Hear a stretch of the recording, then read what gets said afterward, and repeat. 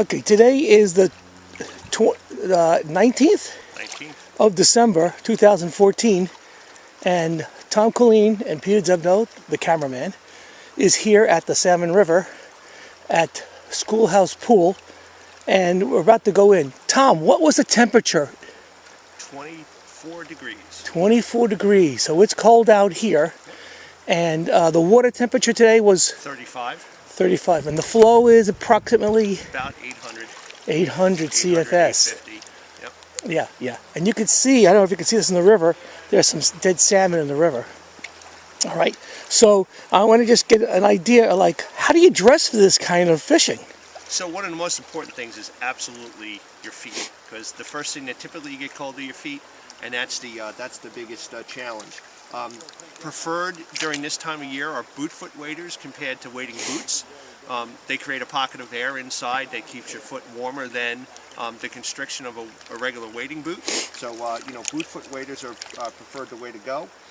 I have on a set of Patagonia crampons. They're aluminum bars that help with the traction side of the equation. But definitely boot foots are what you want. I'm also wearing a pair of heavy wool socks. Merino wool socks, the Sims Extremes, and underneath it I have a set of polypropylene liners.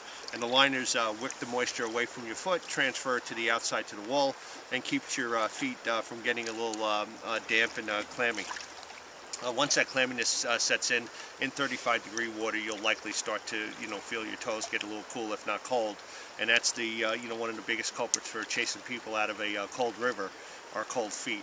Oh yeah, oh yeah. From the pants perspective, underneath my waders, I'm wearing a pair of thermal wicking liners, and above that I'm wearing a pair of what are called hiking trousers, but basically they're a nylon shell, soft shell, with a fleece liner. Okay, and that keeps my my legs and my lower part of my my body absolutely warm. I was out here for a few hours yesterday, same temperature, same kind of water conditions, and absolutely no cold in my feet or my legs. On my chest, I'm wearing a fleece base layer as a wicking layer, and then above that I have a guide fleece on top of it and a Primaloft jacket. This is an older Sims Extreme jacket. It's 300 grams of Primaloft. There's plenty of companies out there that make Primaloft jackets. Primaloft is as close as down as you can get, but does not have the problems of getting wet like down does. So it retains this, warmth characteristics when you're, when it either gets wet or moist. So Primaloft has long been preferred. The outside shell, if you don't happen to have a Gore-Tex or a rain shell over it. We have light snow today. Really didn't feel the need to put my big wading jacket on, but in these conditions, any layering helps. So again, if you have a jacket and you have any fear of getting cold, it's not bad to have. What about hands? Hands, I'm wearing a pair of fingerless gloves. I was out here yesterday. I didn't even put my gloves on the whole day. It is 24 degrees. I think we were about 30 yesterday. So I put on my fingertip gloves so I can do tying of flies.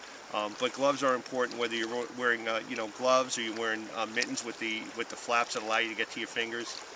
You do need to be able to tie flies on. So if you have a good pair of thin gloves that allow you to do that, that's probably the best. And if not, the fingertip lists are the best way to go. You did say they're fleece lined? Yeah, there's a little bit of fleece on the inside of these. Okay, good. And then I have a pair of full on gloves, mittens with the fold over top that I keep just in case. Great. And I see you're wearing a winter hat. Yeah, I have. This is a Gore-Tex hat, so with the snow, your head's certainly the first place that's going to catch the snow, outside of your shoulders, and underneath it I just have a regular buff. The buff just keeps the coolness off the off my ears. That's the other piece that I tend to feel every once in a while. My earlobes get a little cool. This really doesn't add a lot of insulation value, but just keeps the the wind off of it and keeps me nice and toasty. And then the hat itself is, of course, Gore-Tex and Thinsulate. This thing is pretty much bulletproof from a weather perspective. Great. Okay, so let's go fishing. Excellent. Let's go. All right, let's go. That's great.